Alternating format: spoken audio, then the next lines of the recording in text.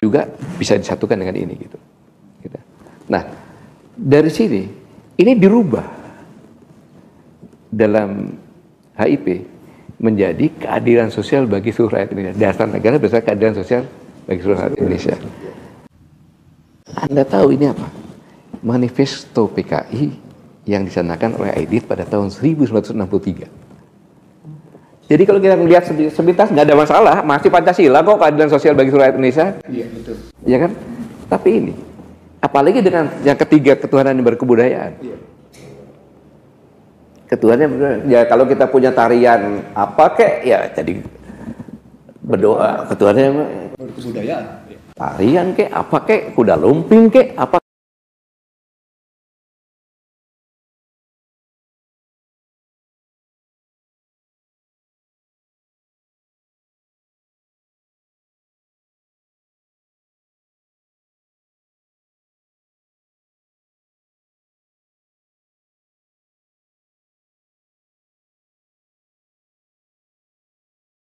Bismillahirrahmanirrahim. Assalamualaikum warahmatullahi wabarakatuh. Selamat bertemu kembali di program IC The Real Talk Show bersama kawan saya Bung Iksanuddin Nursi dan saya sendiri Husnul Maria. Hari ini kita punya kawan yang sangat istimewa. Saya kenal dengan Mas Gatot ini sejak pemilu 2004 dulu waktu saya di KPU. Ini gerak cepat juga.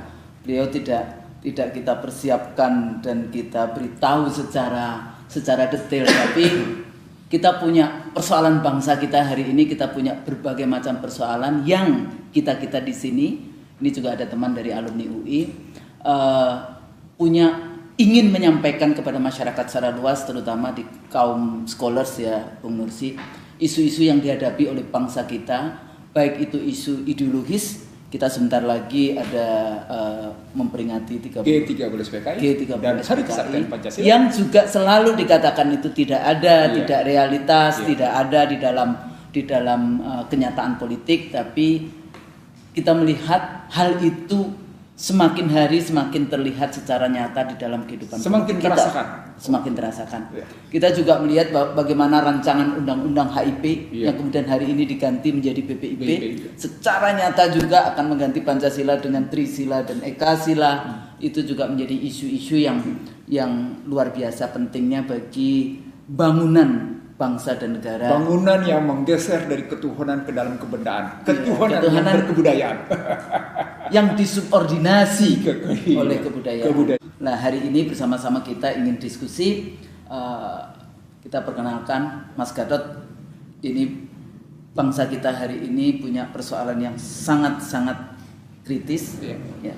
Baik pada isu kedaulatan negara, ya. Kemudian pada isu persatuan Indonesia, pada isu bagaimana global politics itu infiltrasi ke negara kita tidak tahu lagi ketahanan bangsa kita ini sampai di mana. Mudah-mudahan nanti kita banyak sekali pencerahan-pencerahan yang akan disampaikan oleh Mas Gatot. Mungkin Bang Nursi. Terima kasih Mbak Husnul. Mas Gatot, belum lama ini panggung politik internasional mengalami krisis. Tapi krisis yang paling mendasar dari keseluruhan itu sesungguhnya terlihat pada apa yang disebut dengan pada periode 80-90 disebut sebagai krisis ideologi. Karena the end of ideology mulai diperkenalkan ke seluruh dunia bahwa ideologi yang paling tangguh adalah ideologi kapitalisme. Ternyata di Indonesia krisis ideologi itu menjadi kenyataan yang paling mendalam sekarang ini. Karena orang ingin mencontoh T4, ingin menghadirkan BP7, tapi dengan malu-malu. Sampai akhirnya memunculkan dengan istilah haluan ideologi Pancasila. Nah, kalau itu kita terjemahkan ke dalam Indonesia, bahwa Indonesia sekarang dalam konstruksi krisis ideologi, Mas Gatot melihatnya bagaimana? Krisis ideologi ini pasti juga by design. Gitu. By design. Pasti ada negara-negara yang sama ideologinya ini akan mencoba juga menguasainya lewat tangan-tangannya di sini.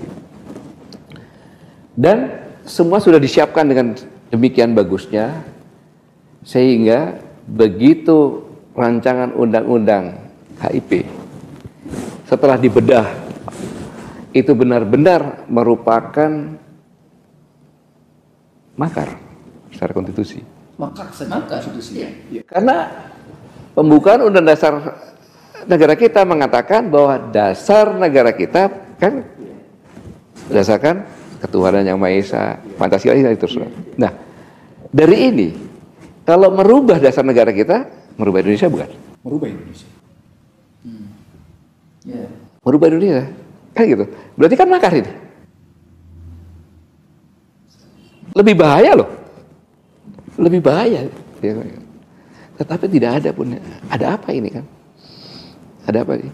Berarti ikhlas balik. Gampangnya saja lah. Ada salah satu pasal yang mengatakan bahwa dasar negara kita berdasarkan ketuhanan yang Maha Esa. Berarti ketuhanan yang Maha Esa itu adalah merupakan apa ya? Pokok dari Pancasila itu pokoknya adalah itu, sangat pokok. Jadi dasar negara yang paling pokok, maka dari dalam Undang-Undang Dasar dimasukkan gitu kan. Pasal 29 ayat 1. 29 ayat 1 itu, ya kan? Wah, dasar negara kita berdasarkan ketuhanan yang Maha Esa, kayak gitu. Sehingga kalau Pancasila, kemanusiaan yang adil dan beradab itu berdasarkan ketuhanan yang Maha Esa. Iya, betul. Persatuan Indonesia berdasarkan ketuhanan yang Maha Esa. Betul. Kemanusiaan yang adil beradab pun berdasarkan Indonesia. Demokrasinya pun berdasarkan ketuhanan yang Maha Esa. Kerakyatan dipimpin oleh hikmat kebijaksanaan dan perusahaan perwakilan berdasarkan ketuhanan yang Maha Esa. Ya. Inilah yang dikatakan bagi ulama-ulama tidak diperbantah, tidak bisa membantah lagi bahwa ini juga berdasarkan, mau kita bicara masalah Al-Quran, masalah Alkitab, Injil, Taurat, sama semuanya. Semuanya berdasarkan ketuhanan kok. Al-Quran berdasarkan ketuhanan semuanya, gitu loh. Makanya inilah merupakan sesuatu yang luar biasa pada di bangsa ini, membuat persatuan negara yang majemuk ini dengan Pancasila berdasarkan ketuhanan yang Maha Esa. Agama apapun juga bisa disatukan dengan ini gitu. Nah, dari sini ini dirubah dalam HIP menjadi keadilan sosial bagi seluruh rakyat Indonesia. Dasar negara berdasarkan keadilan sosial bagi seluruh rakyat Indonesia. Anda tahu ini apa? Manifesto PKI yang disanakan oleh Aidit pada tahun 1963. Jadi kalau kita melihat sepintas nggak ada masalah, masih Pancasila kok keadilan sosial bagi seluruh rakyat Indonesia. Iya, betul. Ya kan? Tapi ini, apalagi dengan yang ketiga, ketuhanan yang berkebudayaan. Iya. Ketuhanan ya kalau kita punya tarian apa kek, ya jadi berdoa ketuhanan yang berkebudayaan. Tarian kek, apa kek, kuda lumping kek, apakah ini apa? Tapi itu memang manifesto Aidit pada 63 itu demikian kokohnya sehingga terasa pada kondisi sekarang itu muncul di RUU HIP itu, Mas. Bukan kokoh, memang kan menurut pemahaman saya ideologi tidak akan hilang. Dia hanya mencari peluang saja, tidak akan hilang, mencari peluang saja. Bisa ngumpet gitu loh sebetulnya. Kayak iblis nanti udah muncul lagi. Udah gini. Ya kayak setan aja. Dengan menggunakan justru ngumpetnya itu dengan menggunakan Pancasila, makanya kosakata yang sering digunakan kan saya Pancasila. Pancasila betulan atau lain? Dari kondisi ini saya merenung, saya pelajari betul pasal demi pasal, saya lihat ini. Waduh, jadi ini makar nih. Gitu. Kalau ini diketok, banjir darah. Kalau ini diketok, banjir darah. Tidak mungkin yang nama Islam akan diam. Gitu. Banjir darah. Maka saya harus bangkit kembali mengingatkan agar jangan sampai ini diketok. Gitu. Sambil saya mengingatkan, kemarin saya bicara sangat keras tentang uraian Pancasila untuk TNI. Gitu. Sangat keras itu. Sambil mengingatkan. Sangat kerasnya gimana tuh, Mas? Sangat kerasnya kan saya katakan bahwa tentara itu dia berperang paling depan, ya kan, dan rela mengorbankan nyawanya. Apa? Hanya untuk ideologi negara, untuk bangsanya, gitu. Untuk negaranya, gitu. Mempertahankan kedaulatan lah, rakyat lah, pemerintahan lah, kan gitu. Nah, karena apa? Ideologi. Gitu. Maka budaya tentara internasional dia akan pemberontakan pasti latar belakangnya ideologi. Makanya tentara itu disumpah. Setelah didoktrin, di jalan doktrin semuanya dia disumpah. Nah, tentara itu disumpah. Gitu. Sumpahnya itu bukan sumpah untuk tentara, tetapi insan tentara sebagai manusia. Contohnya gini, kalau saya disumpah, bukan Letnan Gatot, bersediakah Anda disumpah? Tidak. Bersediakah Anda disumpah? Berarti pribadi saya. Iya. Sebagai manusia, bukan sebagai apapun ya. Bukan karena pangkat. Bukan karena jabatannya. Bukan karena jabatannya. Karena pribadinya. Oke. Itu beda banget. Iya. Kata-katanya, bersediakah saudara-saudara disumpah? Semua kita bersedia. Dengan agama apa? Masing-masing menjawab. Yang Islam, yang Kristen, yang Buddha, yang Hindu gitu. Ya kan? Setelah itu dengarkan kata-kata saya. Semua perwakilan agama, pastor dan sebagainya naruh dari perwakilan Al-Quran, Alkitab di atasnya. Gitu. Ikuti kata-kata saya. Bagi yang beragama Islam ikuti saya. Demi Allah saya bersumpah. Satu akan setia kepada negara kesatuan Republik Indonesia yang berdasarkan Pancasila dan Undang-Undang Dasar 1945 dalam satu napas itu. Pancasila dan Undang-Undang Dasar, berarti Pancasila yang terkatup dalam pembukaan Undang-Undang Dasar 45, sikatnya gitu. Kedua, demi Allah saya akan tunduk kepada hukum dan disiplin keprajuritan. Yang ketiga, taat kepada atasan dengan tidak membantah perintah atau putusan. Yang 3-4 nggak saya sebutkan saja, gitu. Nah, yang terakhir memegang segala rahasia tentang sekerasnya. Nah, dikandung maksud 3-3-nya ini, sumpah saya sampai saya sebelum saya mati, sumpah saya masih berlaku. Karena pribadi. Iya. Setelah mati masih berlaku juga. Dipertanyakan, kamu pernah bersumpah? Apa yang kamu lakukan terhadap sumpahmu kan gitu. Sebenarnya gitu. Jadi ini konstruksinya konstruksi Al-Quran. Iya, betul. Nah, dari sini saya melihat bahwa Pancasila akan diganti. Itu. Kalau saya diam, tiba-tiba besok saya mati. Yang tadi saya katakan, saya ditanya, kamu sudah jadi prajurit, ya kan? Sudah pernah menyumpah lagi. Gitu. Terus ada hari ini kamu diam. Perjanjian saya dengan Tuhan Yang Maha Esa Allah Subhanahu Wa Taala bukan sembarangan. Akan dikejar itu sampai kapanpun juga. Gitu. Nah, maka saya harus bicara di publik karena saya tidak punya struktur lagi sekarang. Minimal saya mengingatkan kepada senior-senior saya, teman-teman saya yang purnawirawan, kayak gitu, sama adik-adik saya yang sekarang masih aktif, karena saya bertanggung jawab juga. Saya pernah jadi panglimanya kan gitu. Maka saya jelaskan bahwa kapan kamu bisa membantah perintah? Kalau atasanmu melanggar sumpah yang nomor 2. Kan tunduk kepada hukum dan disiplin persidangan. Contohnya para pimpinannya memerintahkan anak buahnya menjual narkoba. Dia tahu narkoba dilarang kan? Maka dia boleh membantah. Saya tidak mau, Pak. Dan harus dilakukan seperti itu karena sumpahnya tadi. Maka datang nomor 2. Saya agak kasar bicaranya, agak tegas. Kapan dia bisa membunuh? Kalau atasannya akan berubah Pancasila. Antara begitu, karena kayak zaman G30 PKI, Untung, Latif kan cari hidup otomatis. Kan perintah bunuh itu. Oh, ya. Kan ya? Seorang bawahan diperintah bunuh atasannya itu kan. Ini hipotesisnya biar terbukti loh.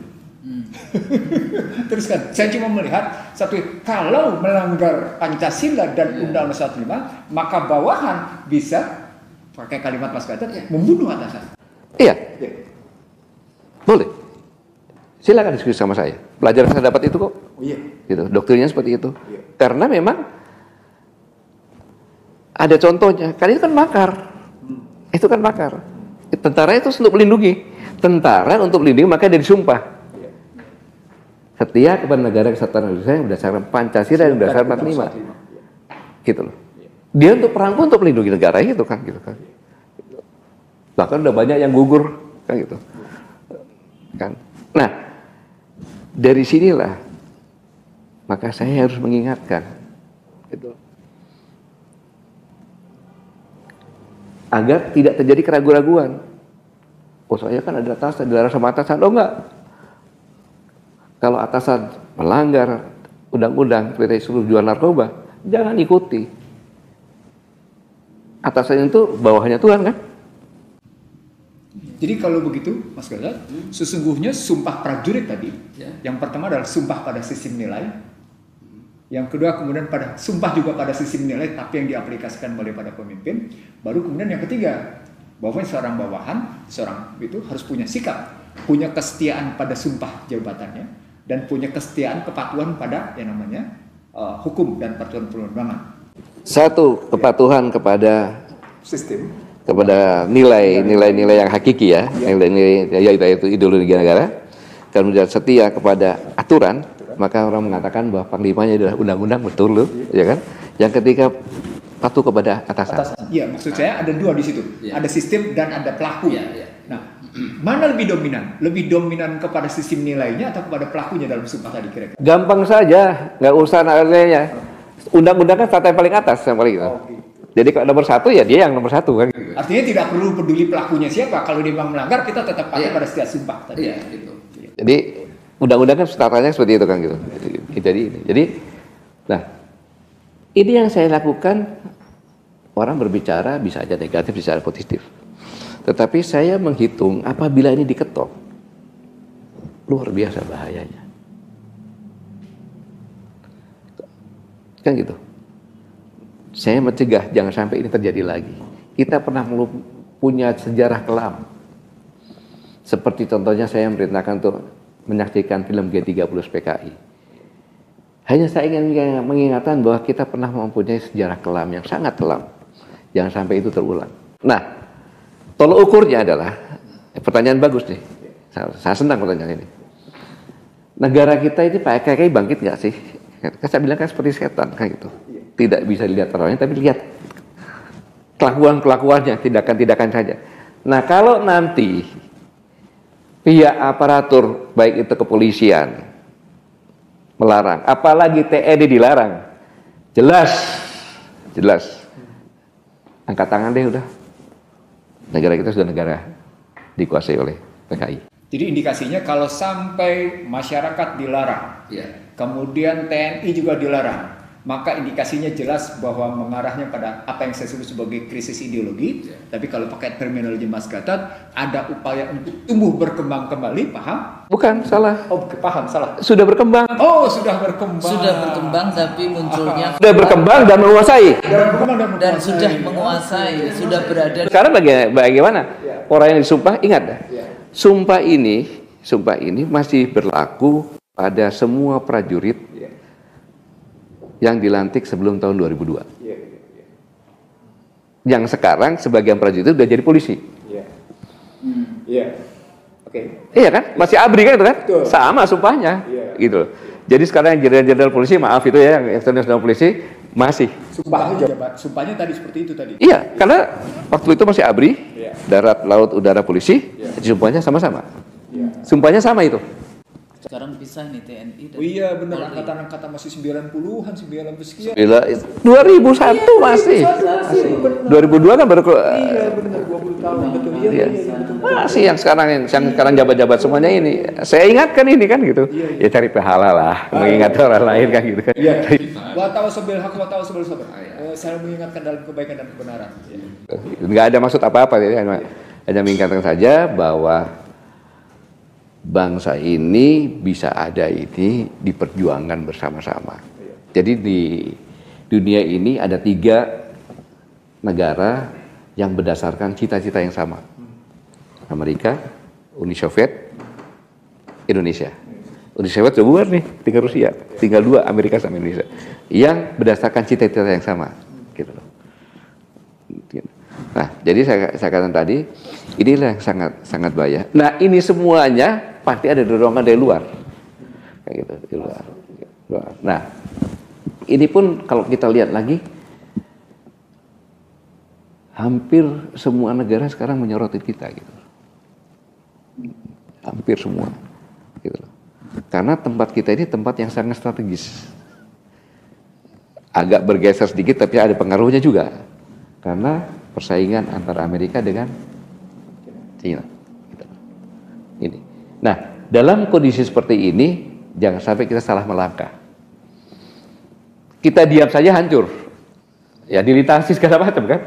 Maka kita harus mengambil peluang agar kita jangan hancur, tapi kita mengambil peluang. Dan ini bukan semakin reda. Posisi terkini juga ada hal yang menarik, gitu.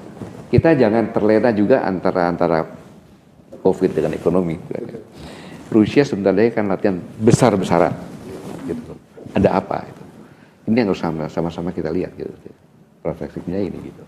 Jadi yang dikatakan tadi masalah ideologi, jawaban saya kira-kira inilah, gitu. Jadi yang kita lihat sama-sama, mari kita simak sama-sama. Dalam penjelasan Mas Gatot tadi nampak kelihatan gitu bahwa krisis ideologi yang sedang terjadi di panggung dunia pada akhirnya adalah ujung-ujungnya juga pada persoalan ekonomi. Makanya Pak, saya mengeluarkan teori, karena teori bahwa dulu orang perang berdasarkan ideologi, ke depan adalah perang berdasarkan ekonomi, latar belakang ekonomi. Yang kedua, dulu perang kebanyakan di Timur Tengah, nanti akan di ekuator, gitu. Memperebutkan masalah energi, pangan dan air, yang ekonomi. Tapi itu apa karena memang di posisi Timur Tengah sudah mereka kuasai terus mereka ingin memindahkan perang? Kan kalau pakai tesis yang muncul di panggung internasional, ini kan sebenarnya ujung-ujungnya cuma persoalan industri militer. Baik industri militer dalam pengertian persenjataan mutakhir maupun industri militer. Saya menggunakan terminologi National Security Strategic of Military. Cuma saya nggak sebutin negaranya ya. Kan ada dokumen, ada manifestonya. Nama manifestonya National Security Strategic of Military, National Security Strategic of Defense gitu pasti. Tapi ada negaranya, saya nggak sebutin negaranya. Tapi itu sendiri kan sebetulnya alat juga. Jadi betul. Industrial Military Complex itu di dalam konteks kepentingan nasional dari masing-masing negara, dan setelah perang dingin itu sekarang balik lagi bukan dengan yang tadi Soviet, tapi dengan Cina, tapi lebih ke arah kekuatan dagang. Nah, di sini Indonesia itu sebetulnya sangat fragile. Di satu sisi negara besar, gitu ya, kaya raya, tapi leadershipnya agak sedikit nggak jelas.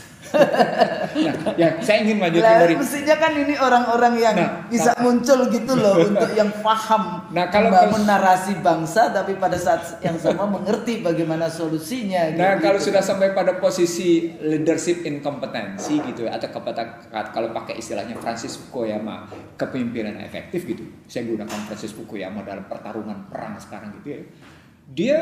Saya lagi menggunakan tesis yang muncul dalam perang ini. Ini sesungguhnya perang dingin IT. Jadi mereka sudah menggunakan Cold War ICT, istilah mereka. ICT. Cold War ICT posisinya sudah sampai seperti itu. Dan kalau sudah sampai pada Cold War ICT, maka yang muncul sekarang misalnya katakan ketika terakhir bagaimana Microsoft ditendang dalam rangka TikTok gitu posisinya. Tapi berikutnya pada saat yang sama yang ngambil adalah Oracle, mengambil itu dan berhasil. Dan kemudian Trump juga, sudahlah katanya bagaimana pertarungan ini ke depan, yang penting pemilu dulu. Seolah-olah ada kecamuk di dalam negeri Amerika yang keluar kemudian menjadi sebuah pertarungan negara-negara yang dalam bahasa saya memperkuat situasi VUCA, volatile, uncertainty, kompleks dan ambigu. Apa Mas Gatot juga ngelihat situasi Indonesia betul-betul dalam suasana VUCA gitu ceritanya? Kalau dalam situasi Indonesia itu adalah kita tidak bisa mengupas begitu saja gitu loh. Jadi dalam kondisi yang sekarang ini, maksudnya yang terakhir ya kan gini. Jadi di sini adalah satu manajemen krisis yang tergopoh-gopoh. Tergopoh-gopohnya begini.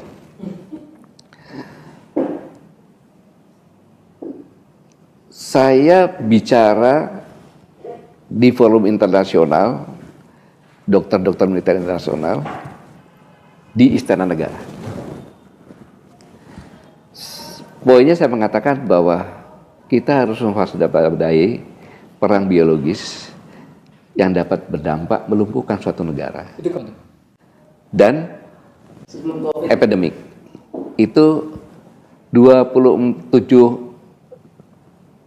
Oktober 2017. Oh, 2017. 27 Oktober 2017. Ya. Sudah bicara perang biologi ya? Saya katakan waspada dalam forum ini saya katakan waspada terhadap perang biologi yang dapat mengakibatkan melumpuhkan suatu negara dan berdampak pada pandemi. Gitu. Saya bicara sebagai Panglima TNI loh. Dalam forum seperti itu berarti negara ya pemerintah yang bicara kan, karena saya kan kelompok menteri kan gitu kan, kelompok menteri kan. Presentasi negara. Presentasi negara gitu.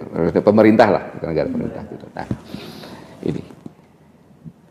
Kemudian kalau kita ingat pada saat terjadi di Wuhan, kan gitu, di Wuhan terjadi, itu kita pada bulan yang kedua itu kita masih mengundang turis loh.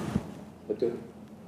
Mengundang turis. Padahal teori tentang epidemik itu bulan pertama itu golden time benar-benar, atau terutama sampai bulan kedua gitu. Karena begitu dia masuk, kalau dia belum masuk dicegah itu bisa selamat gitu. Gitu. Kemudian berjalan ke sini, berapa peraturan yang ada dan berubah-ubah.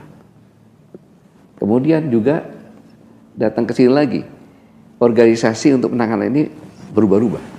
Gitu kan. Iya kan berubah-ubah. Ini kan gagap kalau gitu. Nah, buktinya negara-negara lain sudah melewati peak pada bulan Mei. Turun sekarang. Ya, April Mei turun. Kita peak saja belum. Covid itu masih naik terus. Masih naik terus.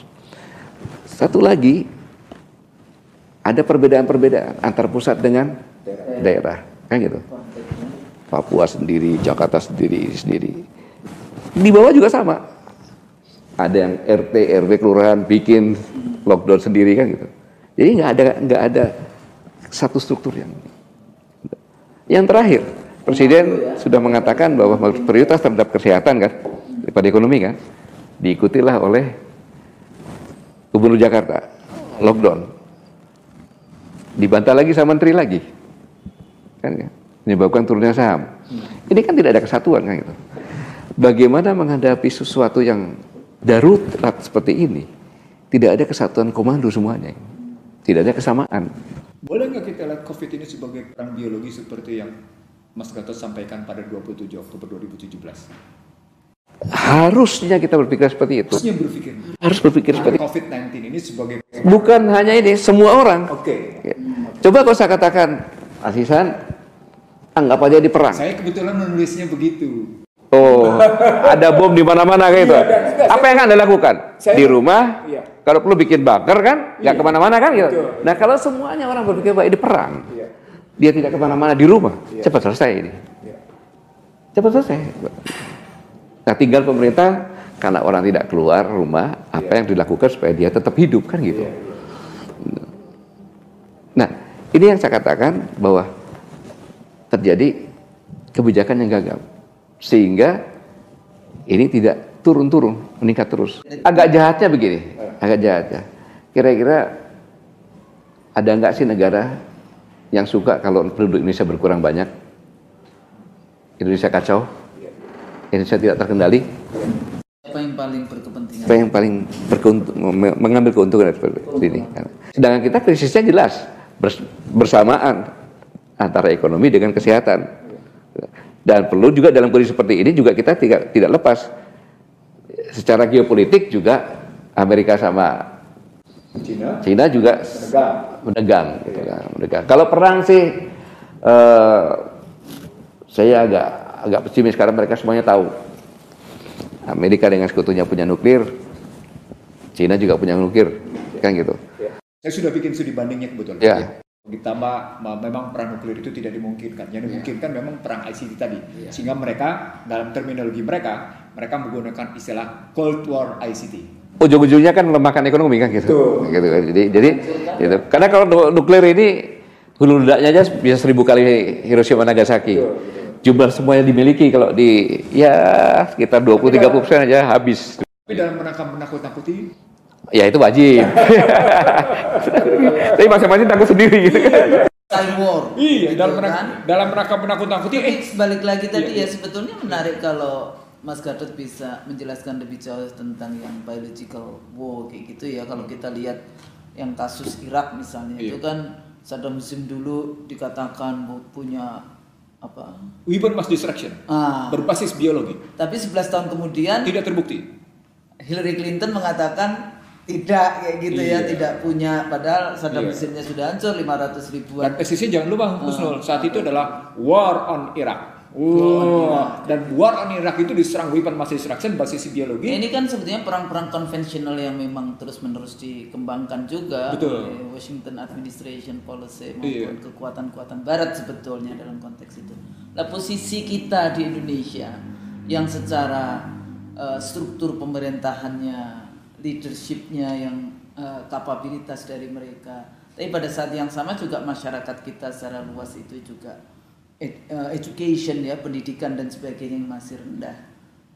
Terus tadi dikatakan Mas Gatot tentang kekuatan Indonesia sebagai kekuatan pangan dunia sebetulnya ya, kalau kita mau memanfaatkan terutama di era pandemi Covid ini kan sebetulnya kita bisa main di situ. Tapi kok sepertinya semua jadi lemas. Itu gimana melihatnya? Saya melihatnya begini, sebenarnya kita ini dalam kondisi yang sekarang ini, kondisi yang 8 bulan yang lalu sampai sekarang ini, harusnya kita ini jadi juara. Jadi juara? Juara harusnya. Ini kan semuanya lockdown. Dia harus mandiri kan gitu. Kita sekarang di lockdown oleh 59 negara juga. Jangan bicara begitu, saya tersinggung. Oh, tersinggung. Justru sekarang lah kita harus bangga. Bahwa karena ditakuti oleh dunia. Membawa virus. Kan ditakuti. Loh, kalau saya manfaatkan. Kalau kamu macam-macam saya kirimkan pesawat, saya terjunkan orang-orang sana. Ditakuti. Lihatnya sebagai kekuatan. Beda kacamata aja deh. Oke. Tapi bagus juga sih sebagai cyborg kayak gitu. Jadi semua dalam kondisi lockdown semuanya, kita semuanya punya di sini. Ya. Sebetulnya orang Indonesia itu punya mental itu loh, dijedotin ke tembok dulu baru kemudian kita itu hidup. Itulah kehebatan kita gitu kan. Tapi kok belum keluar ya? Kita masih mau dijedot-jedotin doang, ini belum hidupnya itu. Kita punya semuanya di sini kan gitu loh. Gitu. Nah, energi dan makanya saya bilang dalam kondisi sekarang ini kita mempunyai daya tahan yang lebih. Ya, jangan mengatakan bahwa kita masih aman. Tidak. Kita dalam kondisi sangat berbahaya ini karena kita ini sekarang ini struktur masyarakat kita ini. Contohnya gini, pada saat pertama kali lockdown kita ingat ojol kan diberitakan, ojol itu paling susah segala macam. Tapi berapa hari kemudian ojolnya paling enak, nggak usah kerja di pinggir jalan, semua orang ngasih, ada yang ngasih amplop, ngasih bahan mentah, ada yang ngasih bahan makanan gitu. Itulah rakyat kita, gitu loh, gotong royongnya seperti itu, gitu. Nah, tetapi sampai kapan ini, gitu loh. Yang paling harus kita waspadai adalah karena krisis ini bersamaan dan sama-sama kita belum menunjukkan perbaikan. Saya ulangi ya, krisis bersamaan antara krisis tentang kesehatan dan tentang finansial ekonomi yang sekarang belum memperlihatkan yang lebih baik, akan berubah kepada krisis sosial. Akan menuju krisis sosial. Ya, kalau ini sama-sama bisa terjadi krisis sosial. Ya kan? Sudah mulai kejahatan meningkat. Apa itu bukan dimulai dengan krisis kemanusiaan, baru kemudian manusianya terus berontak gitu? Ya, saya kan katakan akan berubah pada krisis sosial. Jadi dengan demikian, contoh sekarang ini, kasus perceraian sudah banyak.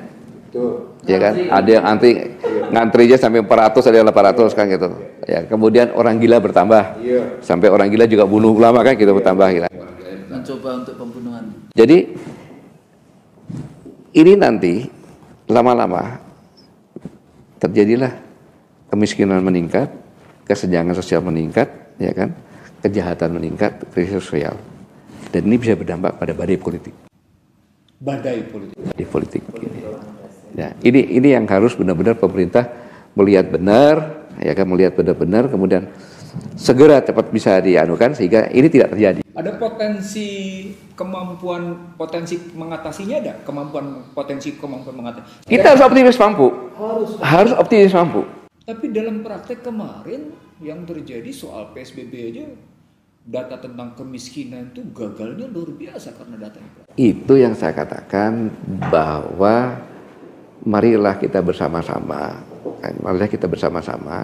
dan pemerintah mengevaluasi lagi semuanya. membuat satu aturan-aturan yang mempunyai kekuatan. Yang mempunyai kekuatan untuk menerapkan kepada semua, gitu. Pada saat Pak Doni jadi dan Satgas Covid, saya telepon, ya, kamu dikasih senjata apa? Senjata apa, Pak? Dalam kepresmu itu isinya apa? Betul. Kalau kepresnya hanya seperti itu, hanya bisanya ngomong aja di SMS. Betul. Harusnya Panglima TNI di bawah Satgas Covid dalam bidang apa? Betul. Punya tentara, punya rumah sakit, punya kapal, punya ini kan gitu. Kementerian Perhubungan di bawah Satgas Covid dalam bidang apa? Imigrasi dalam bidang apa? Semuanya, gitu loh. Jadi begitu meningkat, imigrasi tutup atau apa? Satgas Covid ini nggak dikasih. Tidak ada koordinasi, di satu sisi di sini ditutup, imigrasi yang di beberapa Kementerian Dalam Negeri dalam bidang apa, gubernur dalam bidang apa, semuanya, sehingga apa yang dikatakan itu merupakan fatwa hukum kan gitu kan. Itu konsep kepemimpinan efektif Mas Gatot. Iya, jadi dan seharusnya bukan itu yang memimpin. Ya, setingkat paling minimal menteri koordinator yang memimpin. Yang menteri koordinator yang membawahi semuanya, ditambah lagi kekuatan-kekuatan yang lainnya lagi. Contohnya seperti ini. Masih ada peluang ini. Jadi kita harus optimis. Tidak bisa tidak. Kalau kita tidak optimis, otak kita tidak akan boleh jalan. Kalau melihat dari fakta keuangan, baik moneter begitu ya, pesimisme yang muncul, duit nggak ada. Jadi negara sudah dalam posisi nggak punya duit pada satu sisi. Di sisi lain, para pejabatnya sedang mempermalukan dirinya dengan cara ngambil kebijakan yang compang-camping begitu. Di satu sisi tadi kebijakannya tidak efektif, kepemimpinan tidak efektif, agenda-agendanya seperti yang Mas Gatot lihat tadi juga berantakan. Gimana cara matanya jadi? Ya itu tadi, karena tidak ada perangkat perundang-undangan yang ini. Yang kedua, moralitas. Nah, maksud saya bagaimana kita bisa mereka optimis? juga menggunakan yang undang-undang, tapi undang-undangnya juga nggak jelas kan, undang-undang nomor 2 tahun 2020. Jadi optimismenya bagaimana muncul maksud saya? Gak Kalau dilihat jelas situasinya malah yang terdorong pesimis gitu. Jadi kelihatannya ini sekarang ini masih bersandar kepada undang-undang darurat yang pada tahun 60-an, 50-an kan gitu. Sudah beda situasinya kan gitu. Jadi dalam kondisi yang seperti ini harus mulai dikupas satu persatu. Bersama-sama gitu. Kemudian duduk bersama semuanya dan pasang mata, pasang telinga. Jangan jadi buta tuli. Ada orang menyatakan kritik seperti ini. Marilah bersama-sama bahwa siapapun yang berbicara, kritik di mana, di jalanan pun kritik, itu kadang-kadang nggak ada panggungnya kan di jalanan. Ya. Dengarkan, gitu loh, dengarkan, karena yang mengkritik ini adalah warga kita sendiri, gitu. Yang tahu bahwa kalau dikatakan kapal akan karam, oke, kapal nggak ini, mobil lah, masih bilang, oh mobil nggak lah, mau longsor lah, mau apa, yang penting akan hancur. Maka orang yang mengkritik itu kita berpikiran positif. Mereka karena tahu akan hancur, mereka menyampaikan saran dan kritik agar tidak ikut hancur. Kan orang katakan ini parlementer loh. Jangan samakan dengan lain loh. Kita ini presiden dipilih oleh rakyat, DPR dipilih oleh rakyat kan gitu. Manakala tidak percaya sama DPR, turun di jalan. Sekarang jadi dipertanyakan karena di dalam teori politik itu ada yang namanya election coup. Jadi kudeta melalui pemilu. Sepertinya itu adalah pemilu yang demokratis, tapi sebenarnya sudah terjadi kejahatan pemilu. Itu terjadi di Mesir. Ya. Sudah terjadi di Mesir. Terjadi itu juga teori tahun 70-an. Iya, dan itu juga terjadi di beberapa negara Amerika Latin sudah. Namanya election coup. Iya. Dan balik lagi ke. Jadi bukan kudeta yang kita kenal seperti tentara seperti kayak di Thailand gitu ya. Okay. Jadi satu tentara lagi enggak. Thailand juga jangan dibilang kudeta loh. Jangan dibilang kudeta. Pasti ada restu dari Raja. Dan baliknya lagi soal ideologi. Iya. Balik lagi ke sumpah pertama tadi. Dalam rangka sumpah ada yang pada kudeta, ideologi. ada yang tidak. Iya. Nah, balik lagi sekarang ke pertarungan kita. Kalau kita ternyata dihadapkan oleh kenyataan pesimisme, tapi kita tetap optimisme, maka bagaimana kita melihat situasi politik yang nampaknya makin diarahkan untuk sampai pada posisi tumbuh berkembangnya komunis gitu-gitu Pak terjadi. Balik lagi ke situ. Gimana atau kekuatan mereka yang memang artinya ada kekuatan mereka memaksa untuk sampai di sana. Itu yang membuat sesungguhnya publik menjadi khawatir menghadapinya. Ya, melihat ini kita harus berpikir dari awal akan melakukan sesuatu kegiatan secara konstitusi. Kita berpikir secara konstitusi kan. Jangan sampai secara konstitusional ini menjadi, karena undang-undang di tempat kita yang sekarang ini, yang sudah di amandemen ini bisa mengarah ke sana. Bisa mengarah begini. Bisa tidak kalau di parlemen nanti setelah tahun 2024 hanya satu partai saja? Bisa. Itu yang bahaya. Itu yang bahaya. Karena begini indikasinya sekarang. Sekarang ini sudah dipecah-pecah partai. Silakan tumbuh lagi partai lainnya lagi. Kan gitu kan? Contohnya lagi sekarang PAN ada Amin Rais buat lagi kan gitu. Partai Berkarya ada 2 kan gitu. Golkar sudah lama dipecah kan, ada segala macam. Nah, kemudian nanti apa lagi lah dipecah-pecah. Sekarang saja yang belum dipecah-pecah aja sekarang dalam parliamentary threshold yang 4% hanya berapa? Bayangkan kalau sudah dipecah-pecah seperti ini nanti parliamentary threshold-nya akan naik sampai 8%. Bisa jadi cuma 1 sana.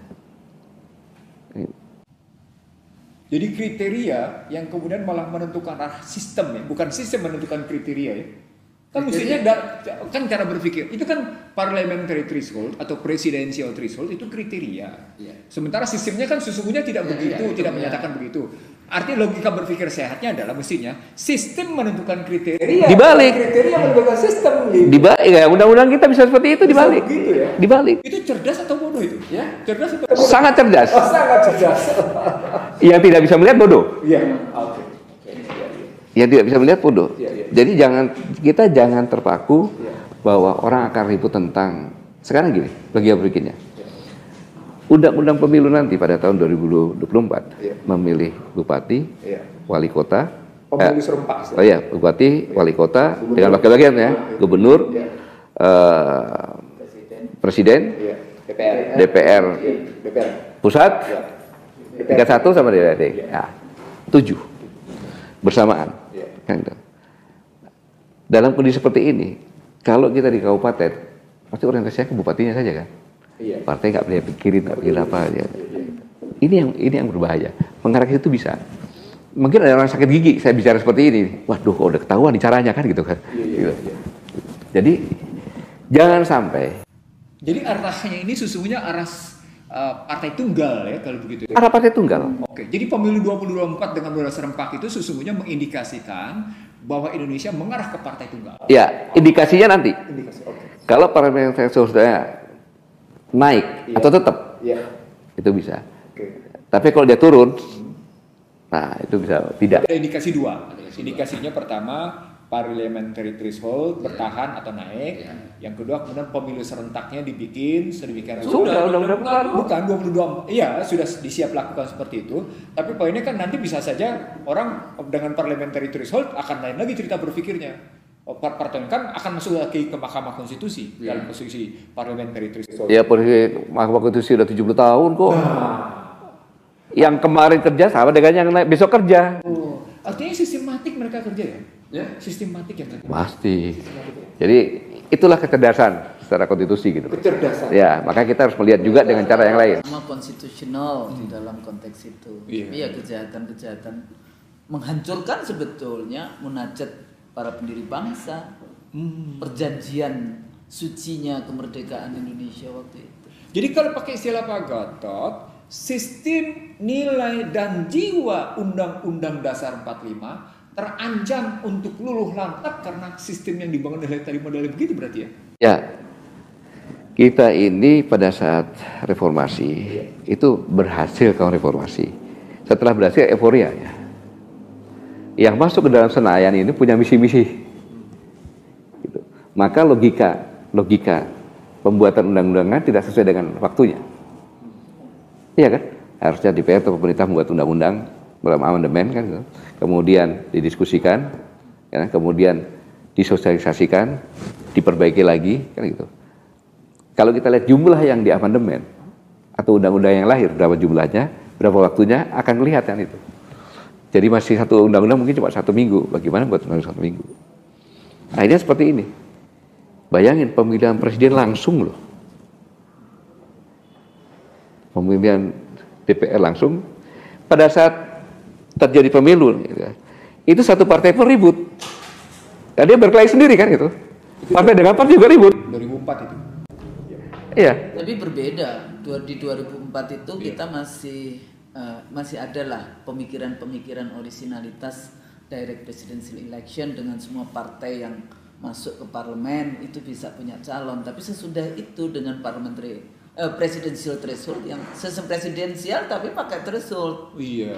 Di situ rusaknya sebetulnya kalau yang Pak Gatot mau bilang doingnya ini punya masalah. Tapi Iya. masalah beratnya ternyata bukan di doingnya, di aturan-aturan dasarnya yang bikin doingnya itu berantakan. Makanya itu pertanyaannya, mengapa kok saya melihat seperti itu?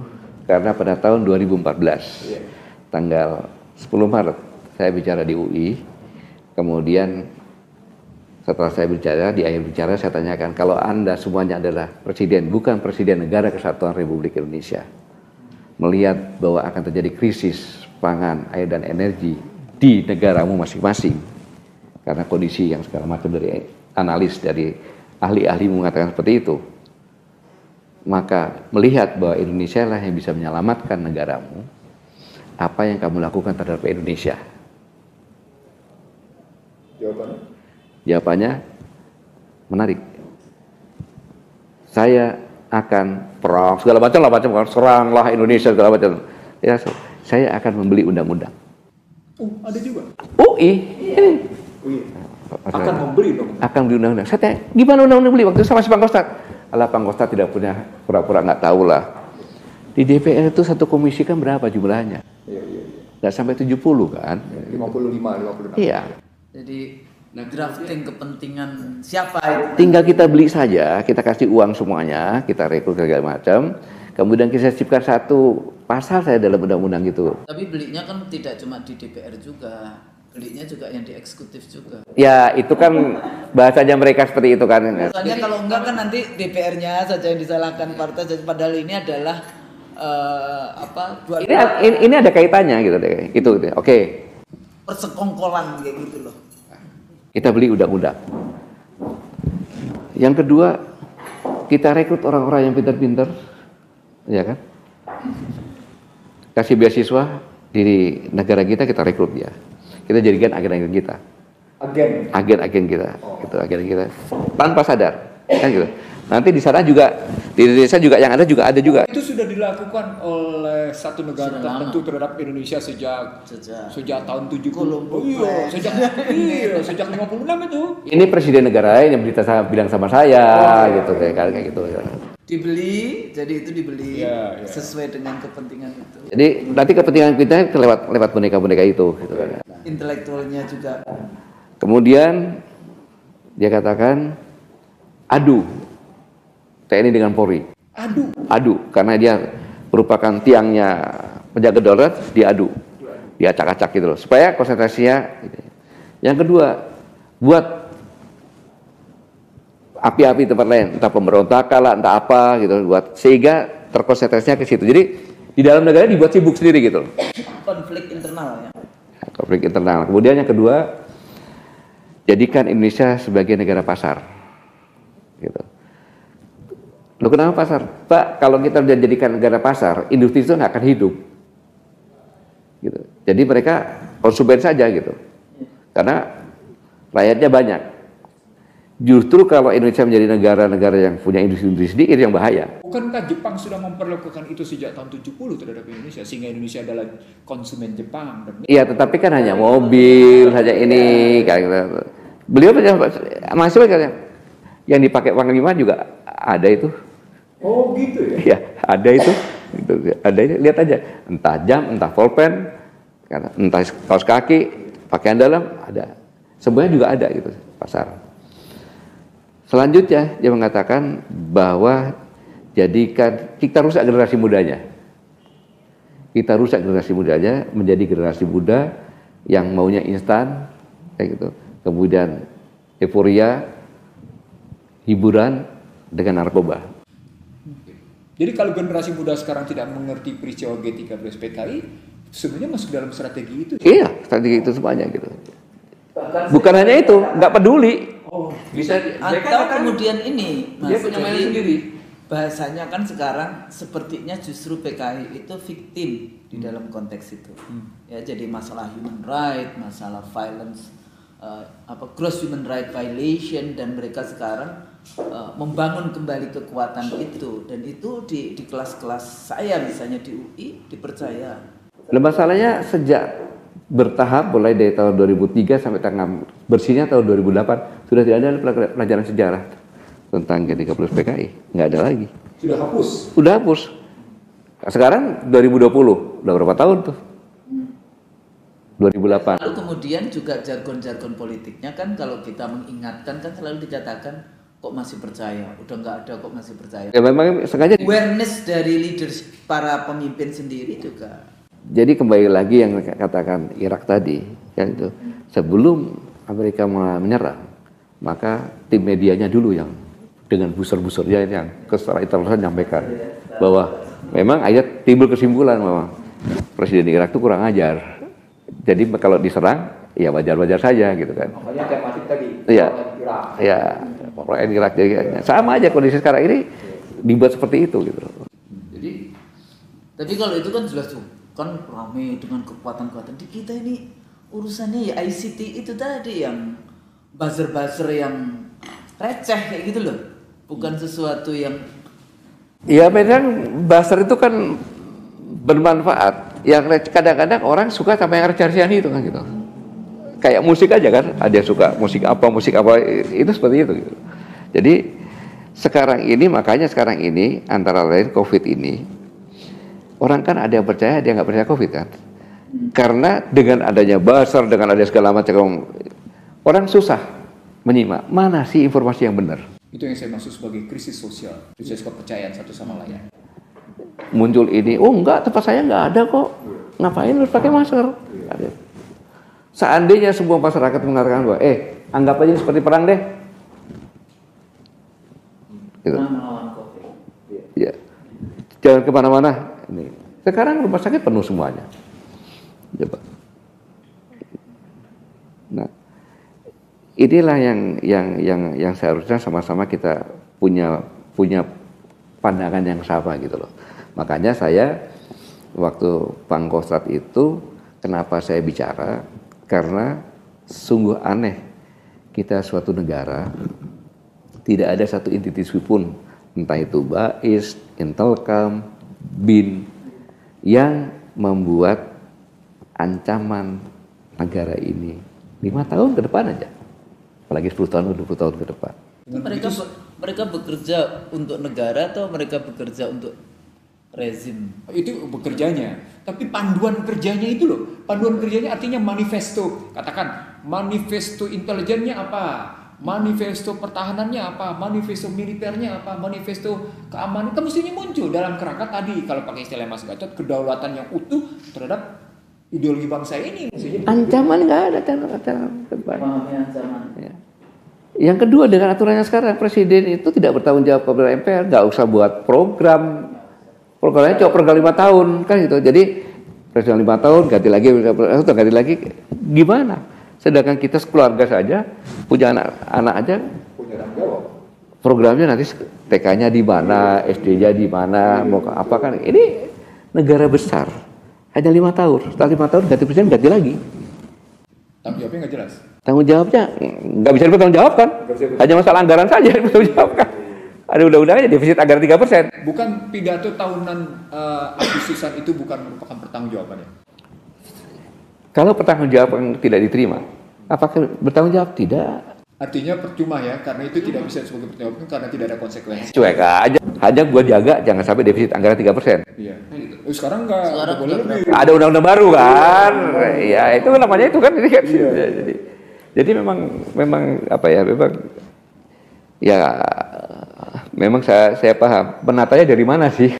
Nah, ketika pertanyaannya menatanya dari mana, itu tadi. Kalau pendekatannya pada sistem, berarti memang kita harus melihat pada persoalan konstitusi kita, posisinya. Nah, jadi kalau Mas Gatot tadi bilang, sumpah setia terhadap Pancasila dan Undang-Undang Dasar 45. Tapi batang tubuhnya sudah sangat bertentangan dengan Pancasila. Itu gimana tuh Mas jadinya? Sekarang kan gini, saya tanya, apabila ada undang-undang bertentangan dengan undang-undang, siapa yang punya kewenangan? Dalam perundang-undangan Mahkamah Konstitusi. Tapi undang-undang dengan konstitusi. Tapi Mahkamah Konstitusi seperti kita tahu sekarang bisa diperpanjang, bukan usia jabatannya menjadi diperpanjang. Kalau benteng sudah tidak ada, sekarang mau apa kita? Itu proxy war ya? Bagian dari proxy war itu. Ketemu itu proxy war. Kan saya katakan tadi undang-undang dibeli, orangnya di ini kan gitu. Jadi makin konkret lagi ketika Mahkamah Konstitusi diubah, itu proxy war. Saya pertegas itu tadi posisinya. Ya jelas itu. Jelas ya. Jadi apapun akan dilakukan itu gitu loh. Tanpa disadari oleh kita gitu loh. Makanya saya katakan semua kejadian-kejadian yang di sini ini yang berkaitan dengan kenegaraan atau pemerintahan itu dari luar pasti ada. Gitu. Dari luar pasti ada. Karena itu adalah proses. Bang, negara ini amat kaya. Percaya saya.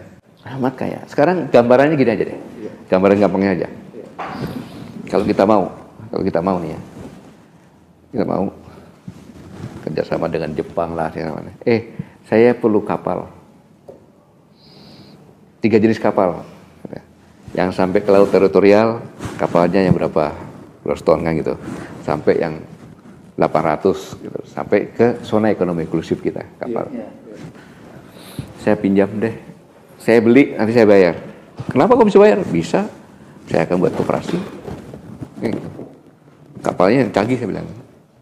Kemudian ikannya pun saya jual ke Anda dengan minus 3% dari atau 5% dari harga internasional, pasar internasional. Udah itu, ini pun saya bayar Anda berapa tahun. Dengan bunga bank layak.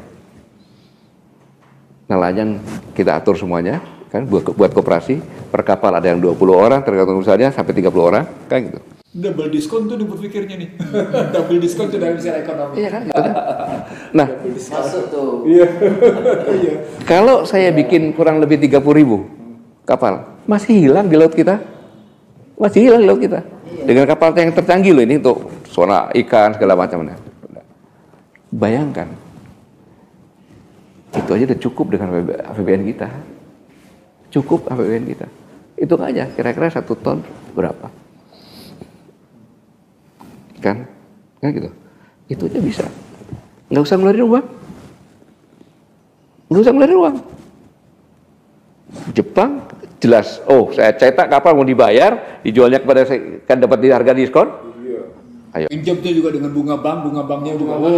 Makanya saya bilang double diskon tuh jadi posisinya. Pasti bisa dibayar kok. Pasti gitu. Oh, ikan kita banyak kok di semua tempat. Jadi problem utamanya selain sistem berarti problem para pemimpinnya juga ya Mas? Iya, pemimpin juga, Sistemnya juga. konstitusi juga, sistemnya juga gitu loh. Bayangin ya, nikel. Taruhan sama saya, ada nggak pabrik nikel yang ada sekarang ini? Buatan Amerika, buatan Jepang, buatan mana deh? Semuanya buatan Cina. Itu kalau ngambil itu kapal-kapal dari Sulawesi itu. Karena jadi begini, kita ini jangan memusuhi Cina. Cina itu sejak berdiri dilatih tentang perang sama dilatih dengan ekonomi, kayak gitu. Tetapi berdaganglah dengan Cina. Di Al-Quran pun ada kan gitu kan, untuk ilmu sama Cina gitu. Berdagang, bukan berkawan, gitu. Kalau berdagang itu kita harus belajar juga. Kan gitu. Abang nih jualan HP ke saya. Saya tahu dari Mbak Hudul kan. HP ini dijual kepada saya 10 juta. Kalau saya nggak tahu, ya mau aja 10 juta. Tapi, Bang, abang kan dari Bu Husnul ambilnya cuma 6 juta. Bagi 2 lah. Kamu 2, saya 2, 8 juta lah. Kan gitu kan? Kan gitu kan? Iya. Pasti mau. Tapi kalau enggak, Pak Gatot, jual aja investasi Pak Gatot. Pak Gatot ini saya kasih 1 juta, jualnya 10 juta. Dan itu sebenarnya konsep Beijing sendiri begitu, yang mengatakan kita nggak menjajah Indonesia kok, kita beli. Jadi kenapa tanah dibeli itu konsepnya itu kan tidak jajah beli. Kita yang mau dijajah. Kita yang mau dijajah gitu loh. Jadi kita ngajak berpikir kepada masyarakat semuanya itu jangan hanya menyalahkan Cina, tapi menyalahkan orang-orang kita juga yang punya kebijakan itu loh. Jadi kalau begitu benar tesis yang saya bangun dong Mas Gatot. Loh kalau nggak bener ya gimana mau jadi? Denorsi kayak gitu. Bukan. Kali ini kan kajiannya dari militer. Kajian saya kan kajian ekonomi politik. Saya menyebut begini Mas Gatot, bahwa utang luar negeri dan investasi asing itu 5I. Yang pertama, dia statusnya invasi. Tadi invasi itu nih. Daripada ngutang mendingan gue beli invasi dia. Berikutnya dia infiltrasi. Berikutnya dia intervensi. Akhirnya beli undang-undang dan sebagainya. Itu tuh dia intervensi dia posisi-posisinya. Lalu berikutnya kalau masih ini masih bisa bertahan, dia takut-takutin, dia intimidasi. Lu nggak mau berantakan nih, ayo lu berantakan nih, dia intimidasi. Yang orang tidak sadar, kebanyakan sama sekali political scholarship bahkan tidak sadar, inflasi. Inflasi ini bagi Amerika ini senjata awal untuk menjatuhkan sebuah kekuatan pemerintahan. Soeharto jatuh karena inflasi pertama. Tapi ini Amerika juga berapa kok kita belum nggak jelas. Karena kebetulan masyarakat di bawahnya dikena bansos hebat sehingga inflasinya kena. Husni Mubarak jatuh karena inflasi. Soeharto Soekarno jatuh karena inflasi. Artinya begini saya bilang, betapa miskinnya pengetahuan kita, betapa yang namanya utang luar negeri dan investasi asing itu 5I. Nah ini sesungguhnya bisa dibangun dalam perspektif pertahanan maksud saya gitu. Perspektif pertahanan sekarang ini kita harus menggunakan taktik strategi ekonomi, gitu loh. Itu kan tadi taktik dagang. Kalau kita berdagang harus begitu, iya kan? Infiltrasi dulu nih, kita harus tahu dulu nih. Kan gitu. Infiltrasi kan? Infiltrasi. Ya susu habis udah tahu petanya begini kan gitu. Nah, habis itu masih kita takut-takutin lagi. Sana juga jual juga kok bunga. Sana kan gitu. Kurang lagi, saya cari lagi intimidasi lagi kan gitu. Kalau lu nggak jual, ntar bank lu masih nggak bisa taruh orang lagi. Jadi begitu. Sama aja. Saya kalau punya kekuatan finansial, saya punya bank, saya buka bank, ada orang kredit, ini bagus, kerja terus, infiltrasi kan, dari mana ke pasarnya, industrinya dari mana, bahan pokoknya bagaimana kan, pengolahannya bagaimana.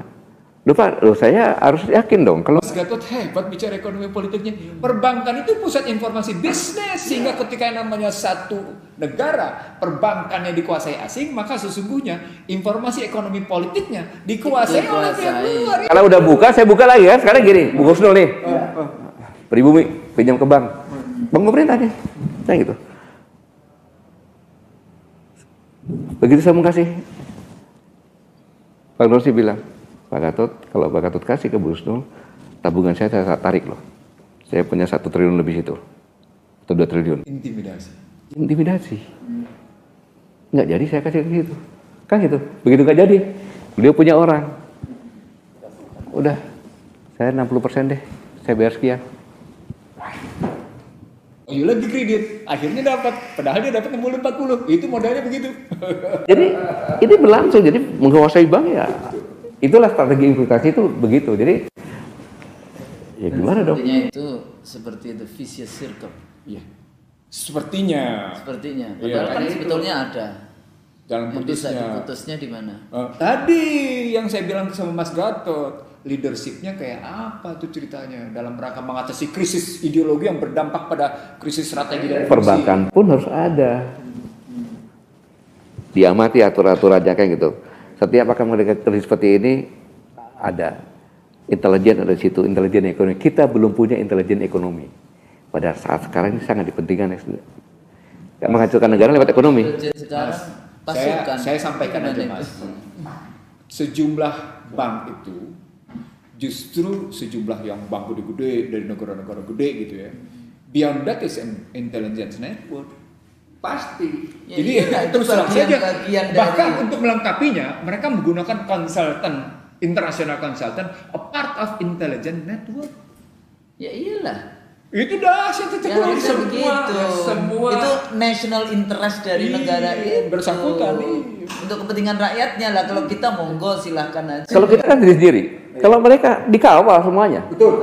Dikawal. Betul. Dikawal. Kita nggak, makanya saya katakan kita belum punya intelijen ekonomi. Kalau intelijen ekonomi ada, berarti counter intelijen juga harus ada kan gitu kan. Gitu.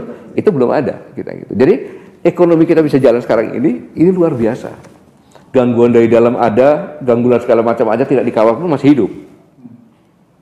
Iya kan? Di dalam juga diganggu terus kan itu. Masih hidup.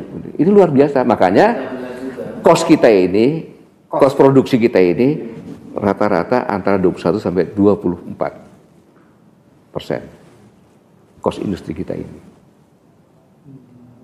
Gimana kita mau bersaing? Contohnya, nggak usah jauh-jauh dengan Malaysia deh.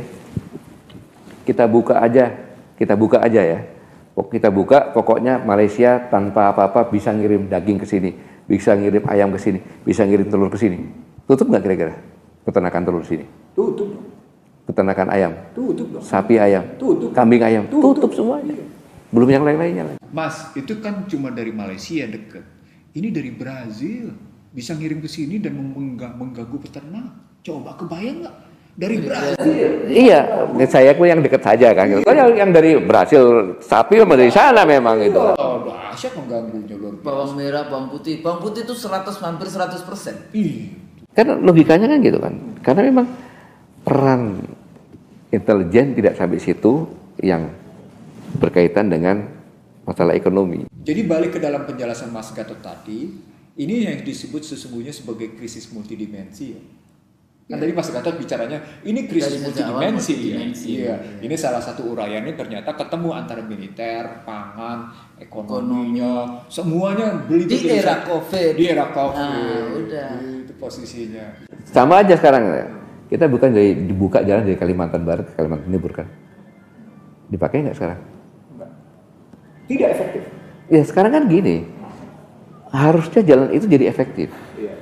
Saya sampaikan, saya bikin Malaysia menangis, bisa.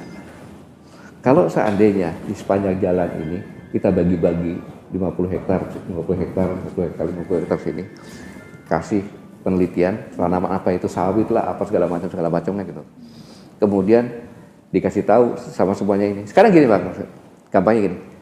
Abang saya kasih nih, minta berapa? 50.000 hektar saya kasih. Kayak gitu. Apalagi? Mau buat apa? Kayak gitu. Uang, pinjaman, ya kan? Mau bikin apa sih? Sawit, berapa perlukan? Sekian, saya cek. Bagus dulu cek, bener nggak ini? Saya dengan timnya, oh bener Pak, dia perlu uang 1 triliun lebih, 100, oke, saya kasih. Sekarang saya tanya, berapa ini perusahaan ini punyanya abang, berapa punya saya? Wah Pak, saya 80, 20 punyanya pemerintah, kan plasma kan gitu. Saya bilang, matamu, saya bilang gitu. Lu gua kasih kertas tanah 50 hektar, lu gua kasih duit, lu gak bakalan rugi. Kok gak ada? 30 lu, 70 gua kalau mau. Ya itu karena memikirkan kepentingan nasional, kepentingan rakyat, kepentingan. Habis itu gantian, oke, setuju kan? Oke, setuju. Tambahan lagi. Semua karyawan lu bikin rumah, ada air, ada listrik, ya kan? Semua Tumpang sari. take home pay-nya itu 5 juta.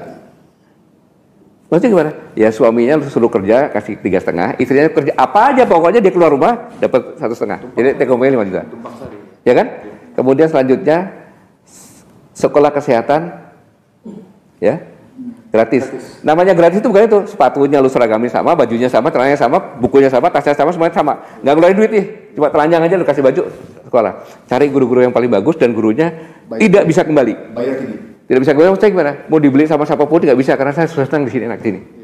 Kesehatan pun bukan cuma di situ. Kesehatan sakit, nggak sembuh, kabupaten nggak sembuh, provinsi nggak sembuh, ke Jakarta, Surabaya. Mas, ini saya potong di sini. Ini gagas saya 15 tahun lalu dengan nama Green Belt Security dan Blue Belt Security. Ya. Tapi saya harus bilang, ternyata memang pejabat pemerintah tuh susah diajak berpikir. Cara pandangnya sebatas proyek susah. Itu persoalan. Kalau itu terjadi, gagal dong. Tadi orang-orang UU yang jadi presiden sana itu. Ini 15 tahun lalu loh saya gagas ke pemerintah. Betapa pentingnya membangun Green Belt Security dan Blue Belt Security. Sehingga masyarakat Indonesia betul-betul akan sejahtera berdasarkan kapasitas ekonomi dan pengetahuan dengan pendidikan yang tertingginya. Jadi semua hajat hidup orang banyaknya terpenuhi posisinya pada dirinya sendiri gitu. Punya yang disebut dengan social security yang tinggi, punya yang namanya energy security yang tinggi, punya yang namanya daya tahan perekonomian yang tangguh. Dan ternyata kalau dengar Mas Gatot kayak gini, pikirannya saya tidak tahu kok bisa sama gitu. Makanya kita datang ke sini. Jadi kita mencari teman-teman yang sama untuk kalau itu jadi persoalan bangsa kita. kira-kira TKI kita kabur dari Malaysia ke sini. Iya. Betul. Nah, kemudian abis itu cuti. Ada perintah cuti setiap 2 tahun sekali, nggak usah setahun sekali lah. Jadi cuti itu diantar. Oh, dia ada kan? Hebat Ya, ya. diantar dari situ pakai bus sampai ke pelabuhan. Pakai dulu. Kan dosen, kalau dosen itu ada sabbatical. Iya. Sampai sana jemput kan. Kamu dari tanggal sekian sampai tanggal sekian saya jemput lagi. Banget sama Omnibus Law ya. Ini soalnya mental menjarah kalau yang Omnibus Law itu. Kalau ini kan mental melayani masyarakat, melayani rakyat. Ini anak-anak muda Indonesia. Ya, tadi panjang lebar kita sudah berdiskusi. Saya yakin luar biasa isinya, substansinya yang tidak didapatkan itu di perpustakaan ataupun di kelas-kelas. Apalagi kelas-kelas sekarang ya. Yang kadang-kadang kurang baca. Yang dibaca itu internet, WA group. Format instan pragmatis. Ya, ini tadi itu instan. Mas Gatot, ini pesan buat anak-anak muda yang tadi ini mahasiswa kemana dan sebagainya. Saya tadi minggu ini saya mulai mengajar lagi kayak gitu ya. Di minggu pertama yang saya ingatkan ya itu tadi. Dan saya akan memenuhi undangan Anda menjadi dosen tamu lagi. Iya betul. Untuk S3 dan S2 terutama ya ilmu politik, ekonomi politik. Ya. Terutama di dalam konteks menyikapi persoalan. Ini kan anak muda kita sudah tahu juga ya. Para pemimpin-pemimpin mahasiswa justru dijadikan intelektual untuk mendukung kepentingan individu tadi, bukan yang kepentingan tadi national interest, kepentingan rakyat, kepentingan masyarakat, kepentingan bangsa, kepentingan negara, tapi kepentingan individu atau kepentingan bandar atau kepentingan itu kan cukong. Nah, ini pesannya untuk anak muda kita ini, Mas. Ya, saya tanya, tahun 1908 itu apa sih? 1900 Bangkitan Nasional. Budi Utomo dong. Bangkitan Nasional. Harusnya Budi Utomo. Siapa itu yang mencetuskan? Orang-orang Jawa, kaum intelektual. Sutomo kan? Bukan Dokter Sutomo selanjutnya belum jadi dokter. Masih berapa tahun? Di usianya masih 21 tahun ya. Bung Hatta saja dulu pergi ke Belanda usianya masih 19 ya. 18. Dia sudah menggegerkan dunia. Eropa Barat kayak gitu. Kebangkitan nasional adalah pemuda kan? Iya, betul. Nah, kemudian pendiri Muhammadiyah orang muda juga. Orang muda. Kayak Nahdlatul Ulama orang muda juga. Iya. Sumpah Pemuda. Sama. Pemuda juga kan gitu. Perempuan tambahin Kongres Perempuan. Kongres Perempuan ya. Juga orang muda. Orang muda semuanya. 17 Agustus pemuda. 17 Agustus. Iya. Perjuangan Laskar pemuda juga kan gitu ya. Kemudian Blok Ramator pemuda juga. Berubah waktu itu. Umur dari 1908 ke itu ya umurnya 30-an. 30-an. Bayangkan. Pemuda kan Terus itu. itu jenderal tentaranya yang perang gerilyanya. Iya, pemuda-pemuda kan, Pak Dirman. Iya, meninggalnya baru 30 sekian. Nah, kan gitu kan. Ya, pemuda semuanya kan gitu. Nah, itulah yang berebut. Kemana Diko pemuda sekarang? Saya nggak usah bicara. Kemana Diko pemuda sekarang dalam kondisi seperti ini, kan gitu. Kami semuanya ini berjuang, kami semuanya berbuat, bukan untuk kami. Kami udah bawa tanah semuanya. Iya, betul. Ya. Tapi yang menikmati hidup selanjutnya adalah pemuda. Itu aja saya mau bilang. Kamu mau apa? Silakan. Kamu yang menikmati. Tetapi kami tetap berjuang untuk Anda semuanya. Demi pemuda Indonesia. Selamat berjuang. Terima kasih. Terima kasih Mas Gatot. Anak muda dengarkan itu ya. Ikuti terus IC The Real Talk Show bersama Ihsanuddin Nursi dan Husnul Maria. Tapi Mas Gatot kayaknya masih ada nanti yang lain, tapi lain waktu nanti. Kalau lain waktu, tolong beritahu. Saya pakaian seperti ini sehari-hari. Sorry. Ini gerak cepat soalnya. Tapi dengan begini justru nampak kesederhanaan Mas Gatot. Oke, terima kasih. Ikuti terus The Real Talk Show kita. Mudah-mudahan ini mencerdaskan. Ini dalam rangka juga tugas-tugas